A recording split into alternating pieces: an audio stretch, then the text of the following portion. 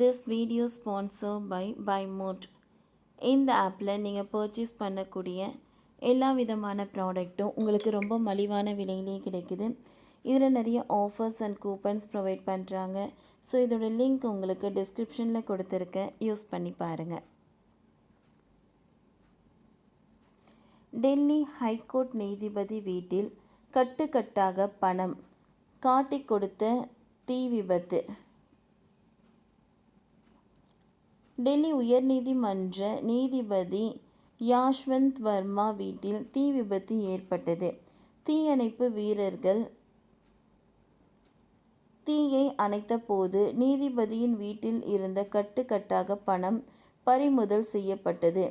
இது சந்தேகத்தை ஏற்படுத்தி உள்ள நிலையில் உச்ச நீதிமன்றத்தின் கொலிஜியம் அதிரடியான உத்தரவை பிறப்பித்துள்ளது. உத்தரப்பிரதேச மாநிலம் அலகாபாத் உயர்நீதிமன்றத்தில் நீதிபதியாக பணியாற்றி வந்தவர் யாஷ்வந்த் வர்மா.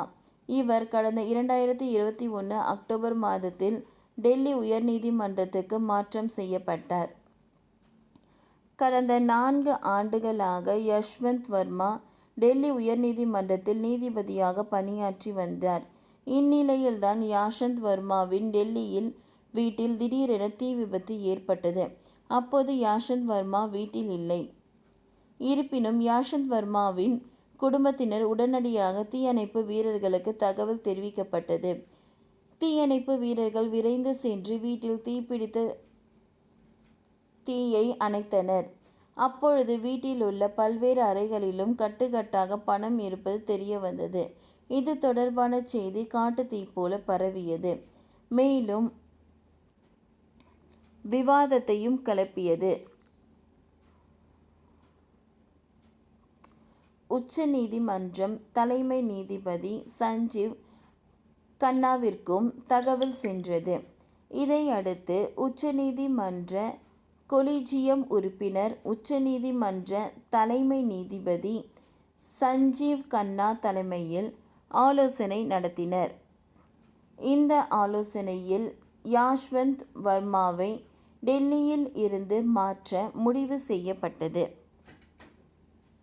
அதன்படி டெல்லி உயர்நீதிமன்ற நீதிபதியாக இருக்கும் யாஷ்வந்த் வர்மா மீண்டும் அலகாபாத் உயர்நீதிமன்ற நீதிபதியாக மாற்றம் செய்யப்பட்டுள்ளார். ஓகே ஃப்ரெண்ட்ஸ், இந்த வீடியோ உங்களுக்கு ரொம்பவே யூஸ்ஃபுல்லாக இருக்கும். இந்த வீடியோ உங்களுக்கு பிடிச்சிருந்ததுன்னா லைக் பண்ணுங்கள், ஷேர் பண்ணுங்கள், சப்ஸ்கிரைப் பண்ணுங்கள், பெல் பட்டனை கிளிக் பண்ணுங்கள். அடுத்து என்ன வீடியோ பார்க்கலான்றதை கமெண்டில் சொல்லுங்கள். Okay friends, thank you.